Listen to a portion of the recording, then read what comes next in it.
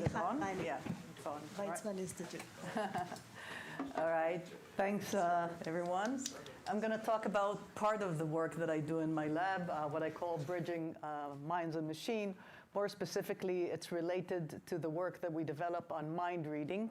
And for those of you who were in Jitendra's Fest, I'm going to show a few more new advancements since then, so it's not going to be boring for you either. But in general, I want to talk about our mind reading work. And also at the end, the last few minutes, I want to talk about my vision, how we can use the tools that we developed in mind reading in order to start bridging the gap between minds and machines. But I do want to say something. I'm not a neuroscientist. I'm a computer scientist, and this is only part of the work that's done in my lab. So I do want to say about other lines of work that are done in my lab, which I'm not going to talk about today. One is we've developed a theory called deep internal learning. That is to say how to train a deep network in a totally unsupervised way without ever having seen any prior examples by training on a single image or a single video, the test image or the test video alone. It turns out that there is a lot of redundancy, a lot of recurrence of information inside a single natural image or video. Tiny patches recur many times, both within and across different scales of the image and video. And this often gives you all the statistical information you need in order to perform very complex inference tasks without ever having seen any prior examples. And the nice thing about this, there's no notion of being out of distribution. The network is image specific or video specific, and it adapts very well. So this is one line of work. Another line of work going on in my lab is how we can reconstruct the training data that a deep network trained on directly from the parameters or the weights of a trained deep network. And it turns out that deep networks classifiers memorize a non-negligible portion of their training data and encode it in the parameters of the network, not all of it. What we show is that they encode the training data that reside on the margin of the decision boundary of the classifier. But if you think about it, those are the most difficult examples. Those are support vectors, if you'd like. And this is what the network encodes, which tells you that it not only generalizes, but also memorizes some of its data. Anyways, I'm not going to talk about any of these today. I'm happy to talk about them offline. I have beautiful slides on both of these topics. But today I want to focus on the line of work of mind reading. So what do I mean by mind reading? A person lies inside an fMRI machine watching images, and meanwhile their brain is being recorded. We look at the area of the visual cortex, and the question is, can we, from those recordings, reconstruct back the image that the person saw, synthesize it? Why is this interesting? Well, this may give rise to brain-machine interfaces, possibly communicate with locked-in patients, maybe decode dreams, but we want to do more than that. We want to be able to use this in order to explore the human brain. And for that, we need the other direction, doing an image to fMRI encoding. Why? Because putting a person inside an fMRI machine is very tedious. Wouldn't it be great if we could just train a network to predict the fMRI of a person directly from the image and therefore explore the brain on infinitely many data without having to have a human in the loop? And we call these a brain encoder and decoder, a decoder from fMRI to images, an encoder from images to fMRI, and we have the state-of-the-art encoder and decoder to and from images, which is what I'll show you today. But what's the problem? Why is this a difficult thing? Well, when I started working on this some 7, maybe 8 years ago, there was very little training data. I mean, I don't acquire any fMRI data myself. I just use publicly available data sets. And the largest data sets that existed back then had 1,200 pairs of images and their corresponding fMRI, which is way too little. By the way, today there are larger ones. But it was way too little to span the huge space of natural images. And the reason that, you can't put a person for too long inside an fMRI machine. And it's not like you can have this person watch those 1,000 images and this person watch those 1,000 images, because our brains are different. And if you and I see the same image, our fMRI is going to be different. And what's worse, the signal-to-noise ratio of fMRI is extremely poor, as Jack already mentioned in the first day. If you look at an individual brain voxel, and I'm going to use this term during the talk, it's just a 3 millimeter by 3 millimeter by 3 millimeter volumetric cube inside the brain, which contains hundreds of thousands of neurons.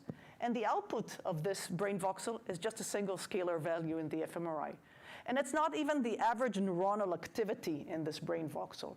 It's just how much oxygenated blood flew to this area, which is extremely poor data. So that's the kind of data we had back then. And we said, well, let's handle this poor data and the lack of training data by adding self-supervision. What do I mean by that? Well, at that time, we said, let's train those two networks. At that time, they were simple networks, a decoder from fMRI to images. This is what eventually we will want to apply to new fMRIs that comes in. But if we were only to train this on those 1,200 supervised pairs of examples, it would just overfit the training data and not generalize well to new unseen data, which is why we also trained the network in the opposite direction, the encoder from images to fMRI, a slightly easier direction because you go from high quality data to poor quality data, but still not trivial. But here is where the self-supervision came in. Take any image without any fMRI. If you apply our encoder to it, it will generate some pseudo fMRI. And if you apply the decoder to it, it will generate a garbage image. Garbage because it hasn't seen enough training data. But we know that if those two networks are trained well, then going from an image to an fMRI and back to an image must fall back on the same image. And by imposing this constraint, we can improve the network weights, especially those of the decoder.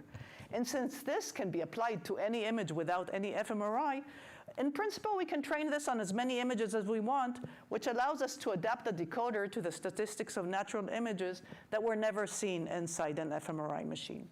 But we can do more than that. We can switch the order of those two networks.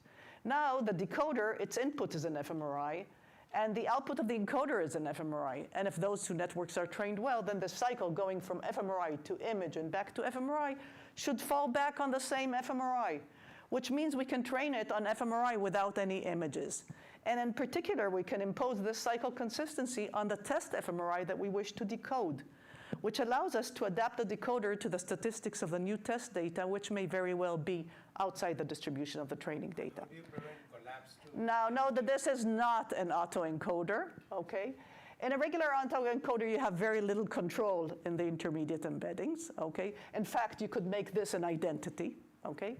But we want to make sure that this is true image space and that this is true fMRI space, and we take care of this during our training.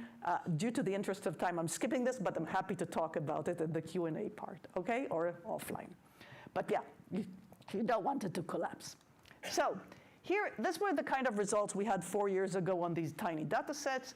Here is an image shown to a person inside an fMRI machine, and this is what we decoded. All of these, of course, are test data, never seen during training time. So it's a goldfish, a whale, an airplane, a snowmobile, an outdoor scene, a llama, a beer mug, tambourines, many other examples, sometimes better, sometimes worse, and sometimes we had horrible results. These were the worst results in the test data. But all in all, this was, at that time, state-of-the-art on those tiny data sets. But the world has come a long way since then, okay? And two things have led to significant improvement in this area of image decoding from fMRI. One is the introduction of diffusion models. Okay, now generative AI diffusion models, they make amazing images. Okay, nothing like those tiny bullets that I showed you before. Okay, but the other thing is an introduction of a new large-scale 7 Tesla dataset, NSD, the natural scene dataset, which is a really large-scale dataset and scanned on a high-resolution 7 Tesla fMRI machine. And this has led to a significant jump in performance on these fMRI decoding methods. Really amazing progress, semantically meaningful and visually pleasing images. Yes, Yosha? How big is the data set? Oh, the data set has, okay, there are 8 subjects there. Each one of them saw 10,000 images, 9,000 of which are image-specific, only for that subject-specific images. And 1,000 images which are shared by all subjects, but those usually form the test set, okay? So all in all, you have 72,000 training pairs of images, but these are subject-specific, okay? So amazing progress. The problem is they still lack faithfulness to the actual underlying image. While they may generate semantically meaningful images, they may not necessarily, they will generate a banana, but it's not necessarily going to be in the exact location or whatever of the banana in the actual image that the person saw. And also they're biased by these diffusion models. All right, so this is where we came in. This is a new paper that we presented in iClear in April 2 months ago. work with my students, Robin Bailey, Amit Zeltzer, Jonathan Kogman, and Nave Wasserman. And we also now use diffusion models, but our method does the following. We learn, given an fMRI of an observed image, we have a high-level semantic decoder that learns to predict the clip embeddings of the image that the person saw directly from the fMRI. And those of you who don't know what clip is just a network that was trained to align images and text, to find a joint representation for images and text from millions of images and text annotations that people put on them. Okay? So we learn to predict the clip embeddings from these images. Now, if you were to just use a diffusion model to unclip those images, it will generate a semantically meaningful image, but it will not be sufficiently consistent with the actual underlying image, which is why we also have a low-level branch, very similar to what I showed you before, which generates those crude images. They're not very semantically meaningful, but they give you the global layout of the image, where things are, and so on. And this forms our initial, and we have better now, low-level reconstructions, because we also impose deep image prior on those images, but never mind that. Those now form an initial guess to the diffusion model, okay? Now, using this as an initial guess and conditioned on those clip embeddings, we can now generate high-level images which are both semantically meaningful as well as consistent with the global layout of the original image. And there are three things that make us very different from the previous diffusion-based methods. First of all, we have a very powerful low-level reconstruction. The second is the unique way in which we combine information from multiple brains. We now compute cross-attention between brain voxels of different brains, which is why we call it brain IT. It's brain interaction transformer, okay? And this allows us to exploit joint similarity across different brains. Again, in the interest of time, I'll have to skip the details of this. And the third thing is we still use this idea of cycle consistency. We take images, we encode them, and we decode them using this method. In fact, 70% of our training data are images without any fMRI.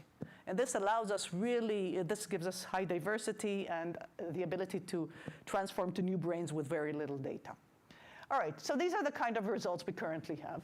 These are the images a person saw inside an fMRI machine, and this is what we decoded. So it's not perfect. Yeah, the tennis player has two balls. This is not a wine glass. It's holding something else. It's not the exact phone. And this is a cat looking in the mirror, and there is a woman being reflected in the mirror, but it's not the same woman. But hey, this is fMRI data. Okay? Here is a giraffe crossing a street with a car coming behind. Look at the exact pose of this skier. Or the bedroom with the red bed cover and a closet in the back. Two people on a horse. This was a man flying a kite, and we recovered a boy flying a kite, or a banana with yogurt. Here's a head of a giraffe and a head of a woman. Two birds on its branch. Three girls playing frisbee. Look at this strange tinted colored image. And many more examples. You can find hundreds of examples in the supplementary of our paper. Of course, we also have failures. Okay, here are a few failure examples. This was a cake, and we recovered 3 sandwiches. Okay, but you can see that the global layout of the image is actually correct. Okay, it's just the semantic interpretation was not accurate. Or this is a man on a bike, and we recovered the man standing, a very strange cup of coffee, and this was a dog in a bathtub, and we recovered a goat in a bathtub.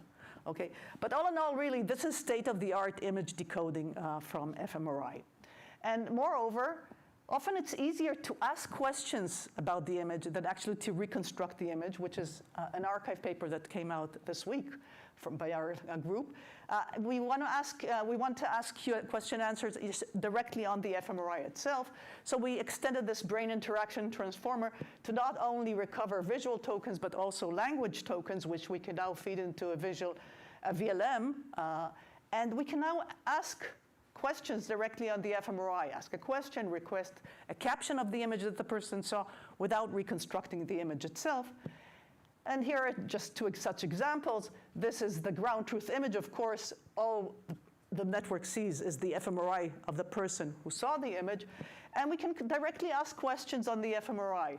For example, give a description of the image. It says this is a group of people sitting on a bench.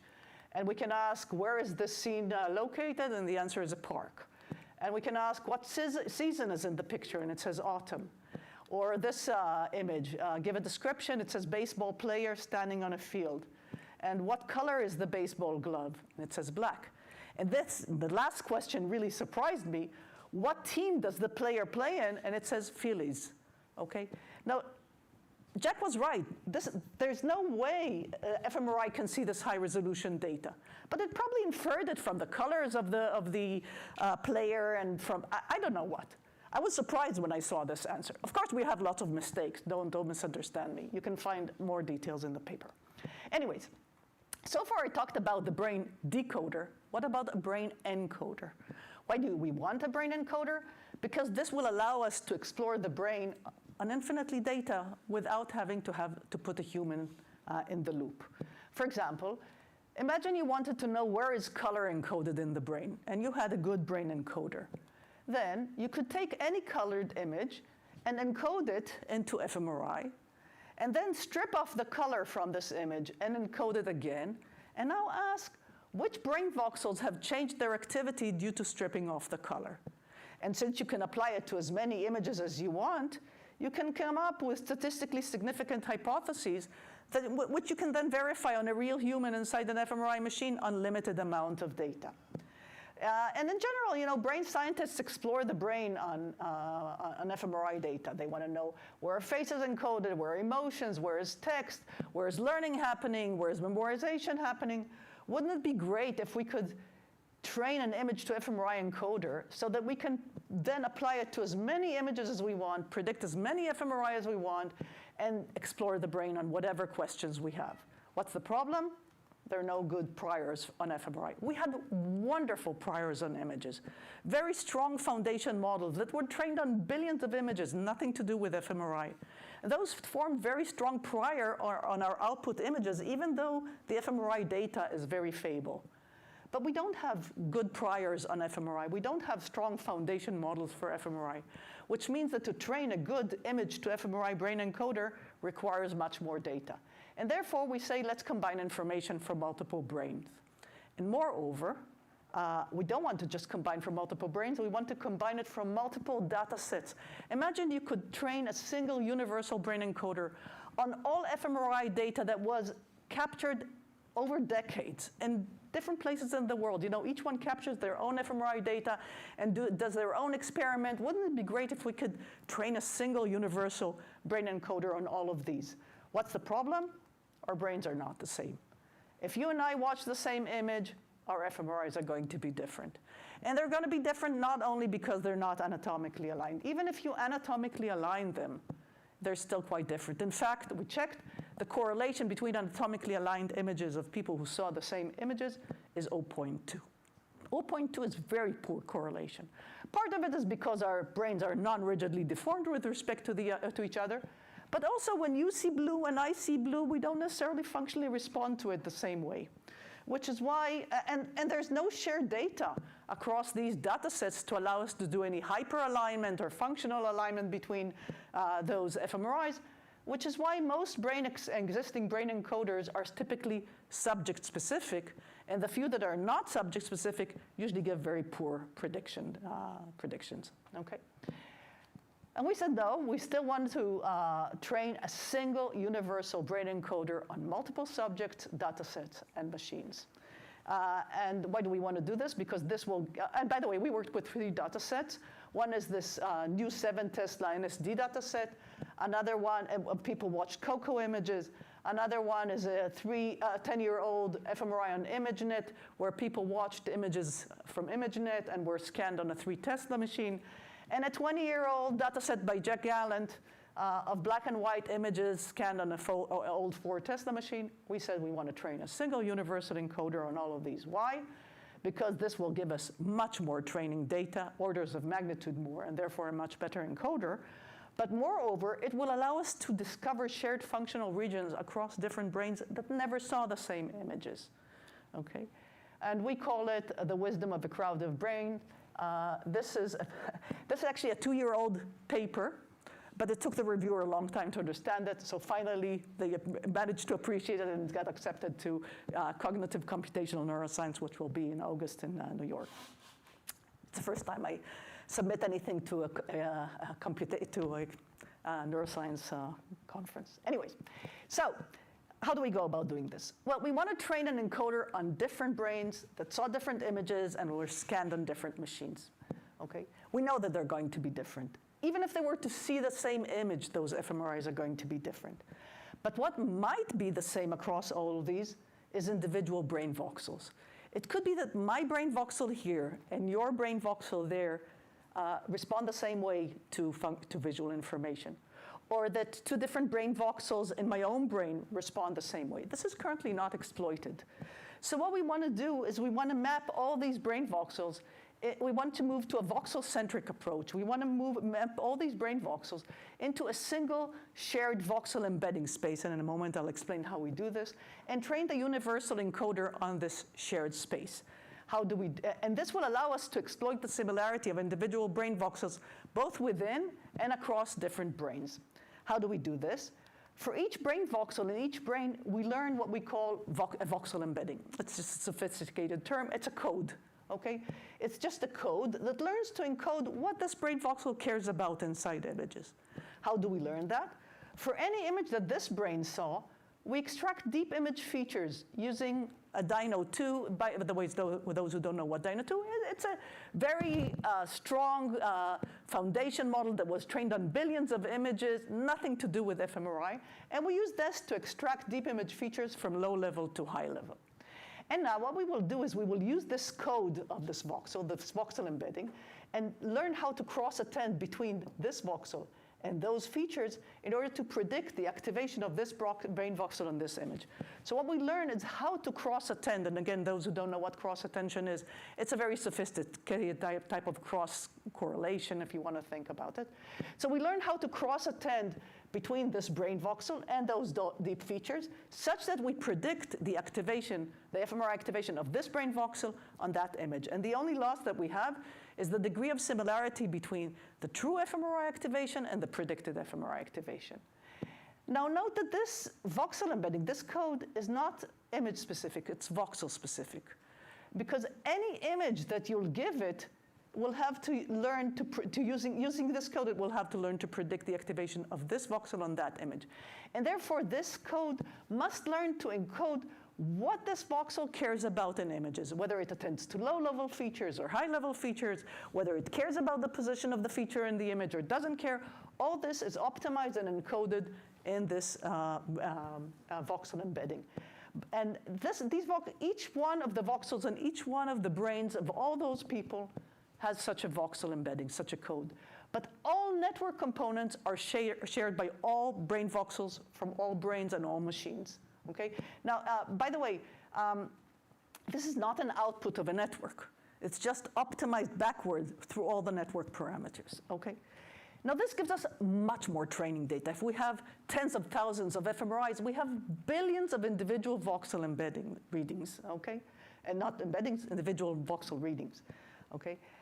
So it gives us much better encoder. In fact, the encoder is better than any individual subject that saw the largest number of images on the best scanned fMRI by a large margin.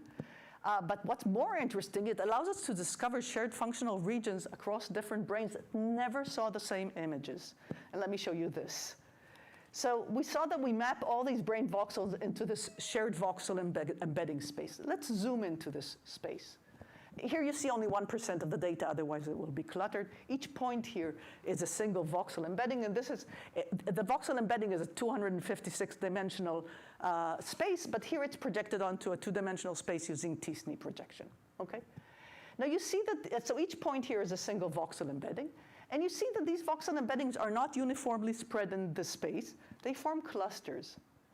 What does it mean for a cluster to emerge in the space?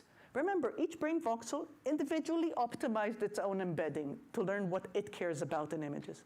Yet, lots of different voxels from different brains that never saw the same data learned the same code.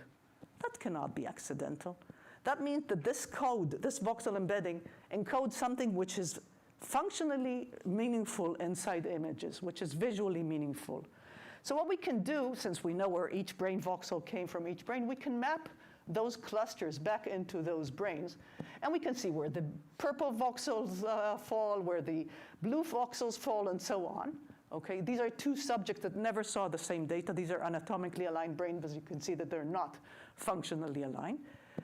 But we can also find what it is that they learned by looking at which images simultaneously activate all the voxels inside the cluster. Not one voxel. A voxel will be activated by many images. But which images simultaneously activate all the brain voxels that fell in this cluster. And this is what we find. We find that the orange cluster is activated by food images. Okay? Now, subject 1 and subject 2 never saw the same food images, but they learned the same code, the same voxel embedding. Or the blue cluster is activated by sports images. And the purple one activated by images containing text. And the green one is activated by images containing faces. Now, these are actually regions that brain scientists know about them, but these just emerged from the data. We didn't look for them. Okay, they just emerged from the data. In fact, I learned that the food region was discovered a year ago or something like that by somebody from MIT. We actually discovered it 2 years ago, but we didn't know what to do with it. Okay. Moreover, we can ask, can we find more fine-grained regions within regions that are known to brain scientists? We took the PPA area, which I'm told is the places area in the brain, and we asked if we take all the brain voxels in this area and cluster them, can we find more fine-grained separation regions inside this? And we found two regions, indoor scenes and outdoor scenes. Again, this emerged from the brain voxels. Moreover, how am I doing with time? Because okay, I'll skip this. I just want to say that we're now using the encoder to do causal exploration of the brain and not just correlation-based exploration, which is what neuroscientists usually do. We generate images and counterfactual images and encode them, but I'm going to skip all of this because I do want to talk about how to bridge the gap between the two. Okay, so far I talked about mind reading. I'm going to use the last few minutes for this. So we have state-of-the-art encoding and decoding to and from fMRI. It allows us to combine information from multiple brains that never saw the same data, discover and map shared functional information across different brains, and it allows us to develop tools to explore the human brain. But what I want to show now is how we might be able to use these tools that we've developed for mind reading in order to start bridging the gap between minds and machines, and this is more a vision part, not computer vision, my visionary part. All right. So brains and machines are very different in nature. The strength of one is the weakness of the other. For example, machines can memorize millions of examples, something humans cannot do. On the other hand, humans can generalize from very few examples, something machines cannot do. These two fields are usually explored by different scientists. There are computational neuroscientists sitting here and comparing representations between the brain and the deep networks. But I want to do more than that. I want to go beyond that. I want to break the barrier between those two domains and develop direct encoding and decoding between brain activity and deep network activations. Why do I want to do this? Because I believe that this will allow us to discover things that are impossible to discover if you explore each of those domains independently. But it will also allow us to start using each domain to train and improve the other. For example, and hopefully this will allow us to start bridging the gap between minds and machines. So why do I think that such direct encoding and decoding is even possible? Well, we saw that we were able to decode images that a person saw directly from their fMRI brain recording. Now imagine you were to take an external deep network, nothing to do with fMRI, that was trained on lots of images. If we now plug this external deep network here, we can now trace back between the activations of the deep network and the brain activity, and start comparing these activations, these activities between those two domains. And this would allow us to start finding correspondences between deep network features and brain voxels. For example, we should be able to say for each deep features which brain voxels reside in its receptive field, and for each brain voxel which deep features it affects, which parts of the brain are represented in where in the deep network, and which parts are not represented in the deep network. But this requires a human in the loop, which means very few data. But here is where our encoder comes in. Okay? We can now very powerfully, or quite accurately, predict the fMRI directly from images without requiring a human in the loop, which means we can start comparing these activations between brain activity and deep networks on infinitely many data, which may allow us to start using each domain to train and improve the other. For example, we might be able to use brain scanning in order to train external networks to solve human-like perceptual tasks, and we may be able to use external networks in order to explore what is encoded where in the brain without a human in the loop. For example, if you have a classifier that was trained on thousands of classes, you can now ask which brain voxels give rise to activations of each one of those classes. So this hopefully will give a tool for brain scientists to start exploring the brain. All right, so let me summarize. So my ultimate goal is to bridge the gap between minds and machines. So far, we've mostly focused on mind reading.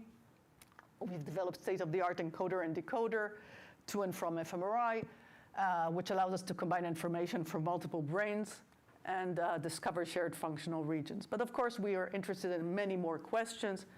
I'm not a neuroscientist. Can we use those tools to explore the human brain without a human in the loop? I need a neuroscientist for this. I don't know how to ask the right questions. Okay? Can we, so far we've encoded and decoded only images. Can we extend it to other data modalities, video, text, speech, audio, or to other sensing modalities, EEG, MEG?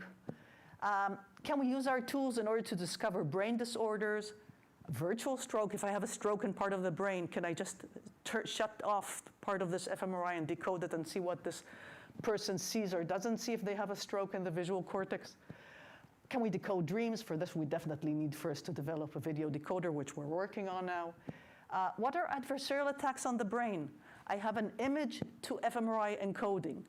What are the minimal changes I need to make to the image to make a significant semantic difference in the fMRI? What are these? Maybe visual illusions? I don't know. Can we, fMRI has a very limited temporal resolution. It's half hertz. Video is 30 hertz. Can we develop a high temporal resolution fMRI conditioned on a high resolution input and allow brain scientists now to see fMRI data at a much higher scale, temporal scale, that they're not able to see today? But as I said, the ultimate goal is to bridge also the gap between minds and machines. And I want to develop in the long term direct encoding, decoding between those two domains. And I hope that this will allow us to use deep networks, brain activity to train deep networks to solve human-like perceptual tasks, and possibly to start bridging the gap between memorization that networks are so good at and generalization that humans are so good at. So thank you for your attention.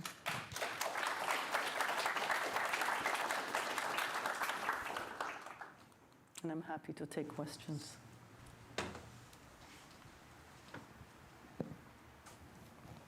So I'm thinking about that first image that you showed where the sort of low-level decoder generates a picture of a bird without a beak, and then the sort of fully rendered image at the end has a beak. And like one reason for that could be that the decoding problem is hard and the diffusion model is sort of helping you fill in information that's in the brain.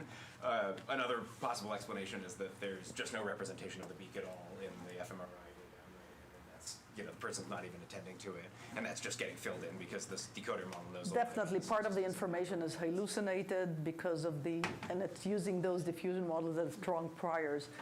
We know that the fMRI data is extremely poor. I don't think you can see the beak there. Or maybe you can see, a suggested beak there. Well, but basically, is there, like, can you use these models to distinguish between sort of what's getting filled in by the statistics of natural images versus, like, what's actually present in the fMRI data? We can compare images. We can't just subtract one image from the other because it's not going to be perfectly aligned anyway. But we do have measures comparing the ground truth image to the decoded image. We have both high-level measures and low-level measures. High-level measures that show how semantically accurate the reconstruction is.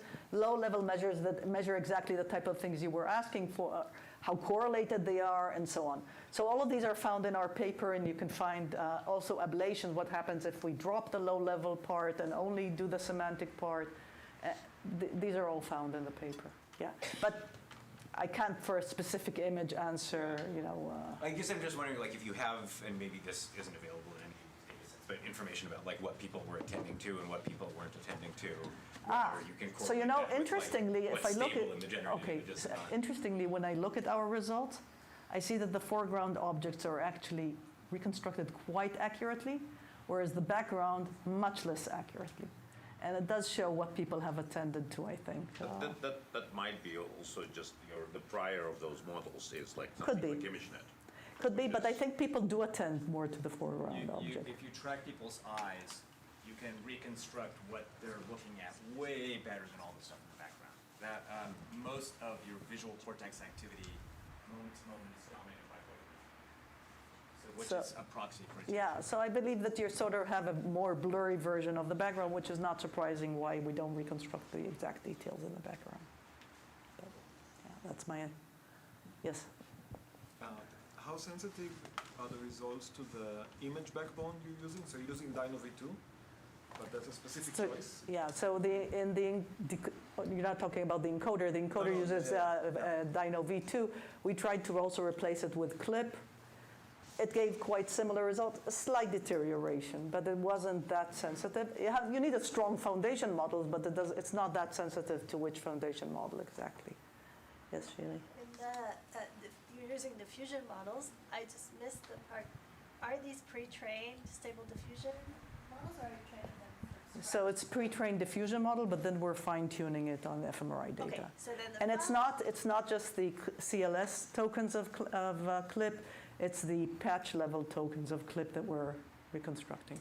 So my follow-up question is that these models are all trained with language supervision, and I'm wondering how much the semantic supervision of the diffusion model is helping you bridge this gap, you know. It is. you It know. is helping a lot, but without the low-level branch, you won't get the exact. For example, if you have, as I said, if you have a banana, it may be in the original image here and in the actual reconstructed image there, because semantically these two are the same in Clip embeddings, which is why we need the low-level part, and that doesn't use any generative AI. Okay, that's just good old VGG features, whatever. No semantic meaning, no guessing, no hallucinating. Yeah, and this feed forward into our. Well, VGG features do know about semantics. Yeah, but actually we use the low-level part. You didn't We use train only it, up to. We don't use the high level. I mean, we use only up to the intermediate part. I think, but you could just convert everything to Dino. Then you're clean. Yeah, in the encoder we do Dino. In the decoder, we found that, yeah, but all diffusion models today that, I mean, we're not going to reinvent the wheel. Stable diffusion Well, you uses could Clip do Ramp with embeddings Dino. and so on. But yeah, if you had a good diffusion model, a really good one that is based on Dino, we could use Dino. Working on it. Work on it, yeah. Maybe one more, and then we'll go. Yeah. Hey, I'm curious, when you were combining these different data sets, if you have insights into which of the data sets were most useful? Is it like highest quality data? Obviously NSD, most useful. Okay. It's the largest amount of data and it's the highest resolution data, by far. Yeah, I'm just curious about like the different factors, so like high quality versus low So what we quality versus usually complexity. did was we often trained it first on an SD and then added the lower level. It did allow us to generate very high quality image to fMRI encoding for all data sets, much better than if you were to train an encoder on the subject-specific data, full subject-specific data on the old data set, you would get a poor image to fMRI encoding. If we were to train it on an NSD and then transfer it and fine-tune it on this new subject, it's not fine-tuning, it just need to learn the new brain voxels for this new subject. But with the frozen, it jumps, the performance jumps on all data sets. You can get wonderful encoders for people who've already died, but you scanned them. Okay.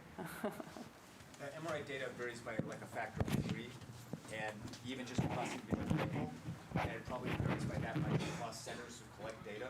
So you got to get the data quality first right, and then after that, it's just the number of images. So Kendrick is the one that did the NSD data, and he knows what he's doing. All right, thank you so much. And I'm happy to talk about the other two things, the deep internal learning and reconstructing training data. Whoever wants offline, I'm happy to talk about these. Yeah.